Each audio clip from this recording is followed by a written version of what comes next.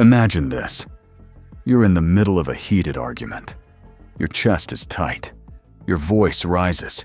Your mind floods with comebacks, defenses, and the need to be right. You're not speaking to understand. You're speaking to win. And just as you're about to deliver your final blow, and just before you speak, Nietzsche steps into the silence. He doesn't take sides. He doesn't offer advice. He simply whispers, "You've already lost." Why? Because the moment you're pulled into emotional reaction, you're no longer in control. You're not leading the conversation. You're following your impulses. Nietzsche believed that true power never belongs to the loudest voice, but to the one who chooses not to react. Not because they're afraid, but because they've already won the battle within. And that's the paradox. Control isn't in the argument. It's in the pause before the reply, in the silence that unnerves your opponent, in the restraint that commands attention without needing noise. So if silence is power, how do you wield it? Let's begin where power truly starts. Not in speech, but in silence. Part 1. Why Nietzsche believed arguments are a trap. Most people enter arguments believing they are defending truth, but Nietzsche saw something deeper and far more unsettling. He believed that arguments, more often than not, aren't driven by logic, but by ego survival. At the core of most disputes, there are 3 hidden drivers. 1. Ego preservation. When your idea is attacked, you don't just feel intellectually challenged.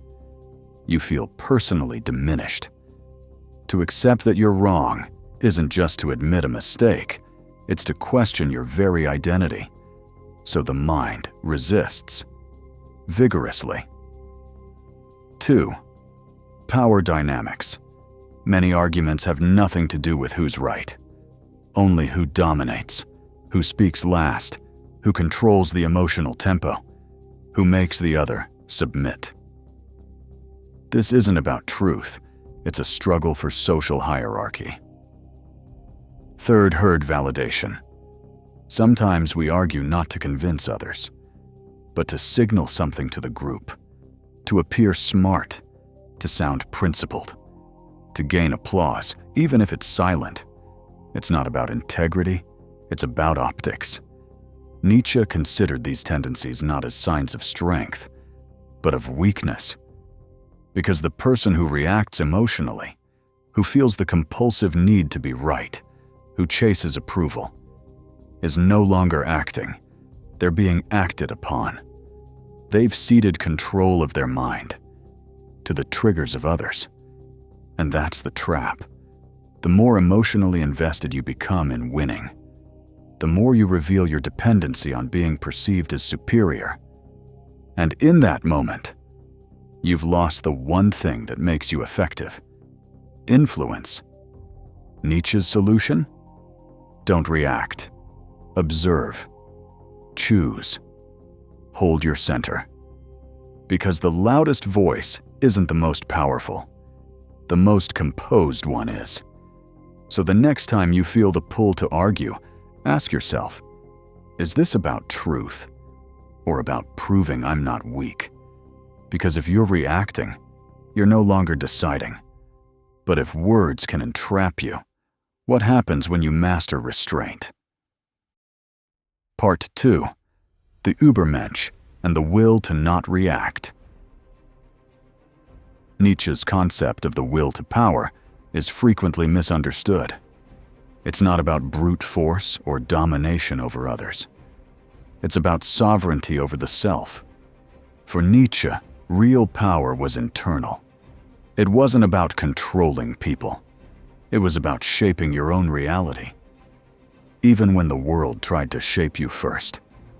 That's why he envisioned the Übermensch, the superior individual who rises above inherited norms, reactive emotions, and shallow approval. The Übermensch doesn't explode in arguments. He doesn't scramble to defend his ego. He doesn't get pulled into every confrontation. Why? Because he knows that reaction is weakness disguised as control. Every time you react emotionally, you hand over power. Your attention, your composure, your clarity. The Übermensch chooses differently. He doesn't let others set the tempo. He chooses the battlefield. He chooses when to speak and, more importantly, when not to. This isn't indifference, it's mastery.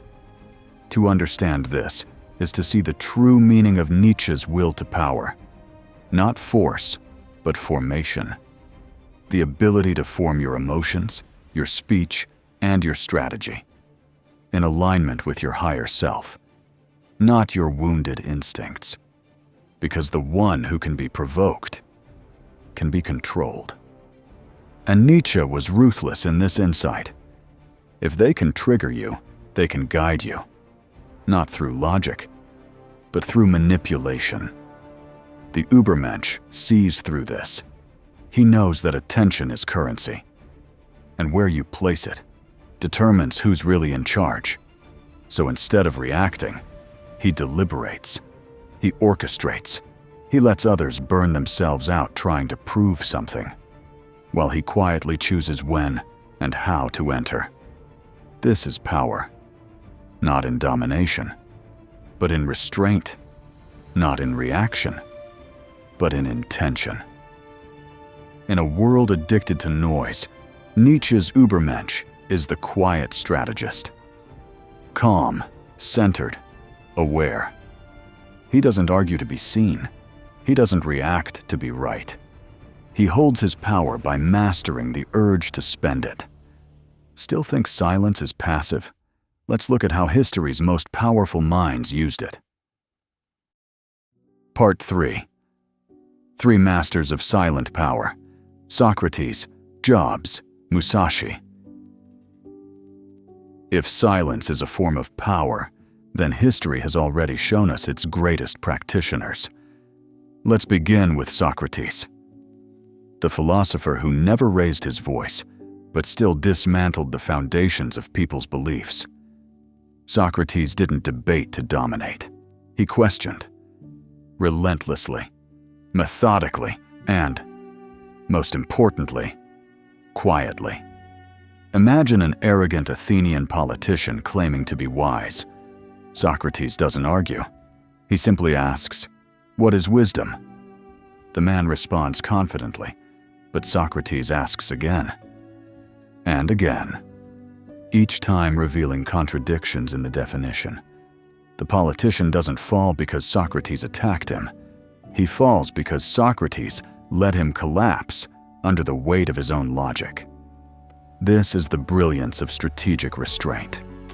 Socrates never told people they were wrong. He made them discover it themselves. That's the essence of silent power. People don't resist what they conclude on their own. Now shift to modern times. Steve Jobs. Jobs didn't waste time arguing over trivialities. He was known for walking away from meetings that devolved into emotional noise. But when the moment mattered, when vision was at stake, he would guide the entire room with precision.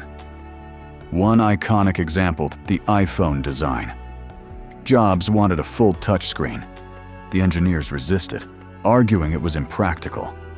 Instead of fighting head-on, Jobs let them speak, let them resist, then slowly reframed the problem, until they came to the same conclusion he already saw.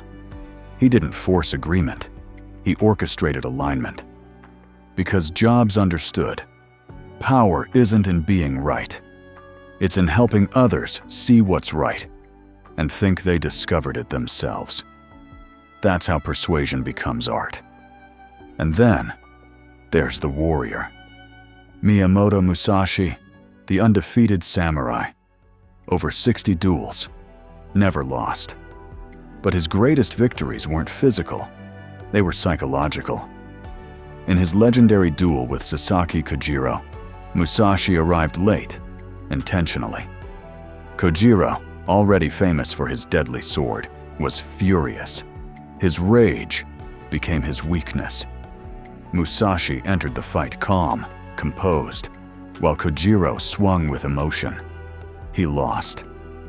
Because Musashi knew, if your opponent is angry, they are no longer strategic.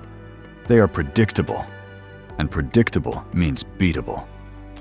Musashi's silence before battle was not hesitation. It was design. Across philosophy, business, and combat, the pattern is clear. True power doesn't rush to react. It sets the rhythm. It dictates the tempo. It lets others unravel themselves. Socrates let logic expose the ego. Jobs let vision override resistance.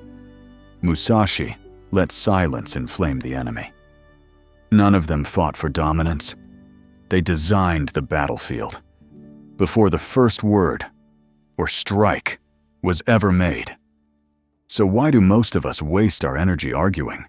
Part 4. The psychology of argument. Why we fall into the trap. We like to believe we argue for truth, but most of the time, we argue for something else entirely. Emotional survival. The real drivers behind arguments are rarely logical. They're psychological, instinctive, deeply rooted in how we protect our identity and our status in the group. Let's break down 3 of the most powerful mental traps we fall into. First, confirmation bias. Your brain doesn't seek truth. It seeks reassurance. We naturally look for information that supports what we already believe, and ignore or reject anything that challenges it. So in a debate, you're not listening to learn, you're listening to defend. 2. The backfire effect. Strangely, the more someone presents evidence against your belief, the more tightly you cling to it. Why? Because being wrong doesn't just feel inconvenient. It feels like an attack on your identity. To protect the self, the mind doubles down. 3. The Dunning-Kruger effect. The less someone knows about a topic, the more confident they tend to be. Meanwhile, those with deeper knowledge are more aware of their limitations and more hesitant to argue aggressively. Combine these 3 effects, and you get a recipe for unproductive conflict. 2 people. No listening. No growth. Only noise. But there's a deeper layer. We don't just argue over ideas. We argue over identity. If someone challenges your political view, your belief system, or your values, it doesn't feel like a disagreement. It feels like they're calling you wrong. You, at your core. That's why arguments escalate so fast. Not because of logic, but because of ego pain. Nietzsche saw this long before psychology gave it names. He understood that the person who reacts emotionally in conflict is not reasoning. They're defending. And once you've been pulled into emotional reaction, you're no longer leading the conversation. You're being led by it. In that moment, you've stepped into someone else's arena. You're fighting by their terms, and that means you've already lost. Nietzsche's challenge wasn't to avoid conflict altogether, but to rise above unconscious reaction, to stop being triggered and start choosing with clarity. Because if every argument becomes a test of your identity, you'll spend your life in defense mode and never in control. But Nietzsche wasn't telling you to be silent forever. He wanted you to choose when to strike. Part 5. When to stay silent and when to strike. Silence in itself is not power. It only becomes power when it's intentional. Nietzsche never romanticized detachment. He didn't ask us to retreat from the world, to play the part of the silent mystic. He challenged us to master the rhythm of engagement, to know when to hold our voice and when to let it land like a blade. Because real power lies not in silence alone, but in the discernment of when to break it. Here's the first principle. Never speak to prove your ego. If you're entering a debate just to feel seen, just to defend your pride, just to say, I won, you've already lost the only game that matters: control of yourself. Because ego-driven speech is reactive. It's fast, emotional, noisy. It responds to provocation instead of reshaping the room. But when your words are meant to reveal, to reorient, to redirect the emotional current of a moment, they stop being defenses and start becoming instruments of transformation. So ask yourself, quietly before you speak, is this moment calling for clarity, or am I just seeking control? Will my words cut through fog, or only feed more confusion? Am I speaking from intention, or from discomfort with silence? These aren't just philosophical questions. They're strategic filters, and every powerful communicator uses them. Because Nietzsche wasn't telling us to avoid confrontation. He was teaching us how to enter it with precision. When you argue from compulsion, you're pulled out of alignment. You say things you didn't mean. You weaken your position with every word. But when you engage from clarity, you become a rare presence. Measured, centered, unpredictable. And in a world addicted to noise, that unpredictability is magnetic. Arguments, when used well, can sharpen your ideas, refine your beliefs, and expose blind spots. But when used poorly, they're nothing more than two egos echoing off each other. Both loud, both empty. So here's a simple rule of engagement. Speak when the friction produces fire. Stay silent when it only produces smoke. If a conversation forces you to think sharper, stay. If it drains you, distracts you, or pulls you into performance, walk away. You don't need to defend every opinion. You don't need to be right in every room. The Übermensch, Nietzsche's higher individual, doesn't fear conflict. But he doesn't crave it either. He's not addicted to rebuttals, nor does he need applause for being correct. He simply doesn't waste himself on battles that do not elevate him.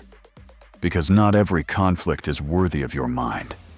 Not every argument deserves your energy. And not every opponent should hear your voice. Sometimes the most disruptive act is not to shout, but to refuse to play. To observe, to smile, to say nothing. Because when silence is born from insecurity, it's fear. But when it's born from control, it's lethal. Because silence without confidence is fear. But silence with control is lethal. Part 6. Words as Currency. How Nietzsche Weaponized Speech. Imagine this. You wake up one morning with a strange realization. You only have 100 words left to speak in your entire life. Not per day, not per week, forever.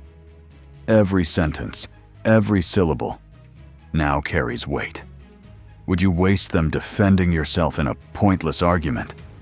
Would you spend them trying to convince someone who refuses to listen? Or would you sharpen them like blades and use them only when they matter? This is the thought experiment Nietzsche might have asked us to consider, because for him, words were currency. And the more you spend them carelessly, the less valuable they become. Nietzsche believed that most people dilute their power, not because they are unwise, but because they speak from compulsion rather than clarity. They fill silence with noise. They speak to be seen, not to say something. But the Übermensch, the one who rises above, knows better. He doesn't need to prove his intelligence in every room. He doesn't speak to control others. He speaks to control himself. His restraint isn't passive, it's preparation. Because when he speaks, people listen. Not out of fear, but because his words carry weight. Like a sword drawn only at the right moment, his speech cuts through the noise, precise, necessary, undeniable. This is why true influence doesn't belong to those who speak the most, but to those who make their silence meaningful. Think of the most powerful figures you know. Leaders, creators, thinkers. They don't chatter, they command, not with volume dash, but with velocity and timing. Nietzsche understood this deeply. He wasn't calling for silence out of fear. He was calling for discipline, because power doesn't come from speech. It comes from waiting until the moment your words cannot be ignored. So the next time you're provoked, try something radical. Don't respond immediately. Don't explain yourself. Don't fight to be right. Just wait. Because in that pause, you'll find something most people never discover. You already had the power. You just needed to stop proving it. So next time you're provoked, try something radical. Wait. The challenge: master the art of non-reaction. Remember that moment, the one we began with. You're in a heated argument, insulted, pressured, pushed. Your mind is flooded with responses. Every part of you wants to react. But now, you know better. You know that reaction is not strength. It's a giveaway. It's surrender dressed as self-defense. Nietzsche didn't teach silence to make you passive. He taught it to make you precise. He knew that every time you react on impulse, you hand over your center.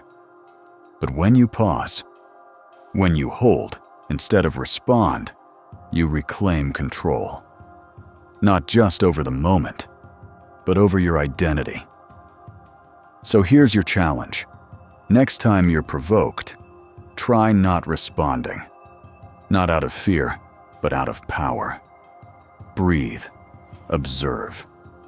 Watch how others reveal their intentions, just by trying to pull a reaction from you.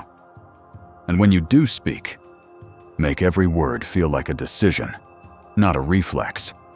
If this message landed with you, I want you to comment. Power is in the pause. Because that one pause can be the beginning of something bigger. A new kind of strength, a deeper kind of freedom. And if you're ready to build that, not just watch, but train this mindset every week. Subscribe. This isn't entertainment. It's your blueprint for mental mastery. Stay sharp, stay still, and remember, power isn't always what you say. Sometimes it's what you're strong enough not to say.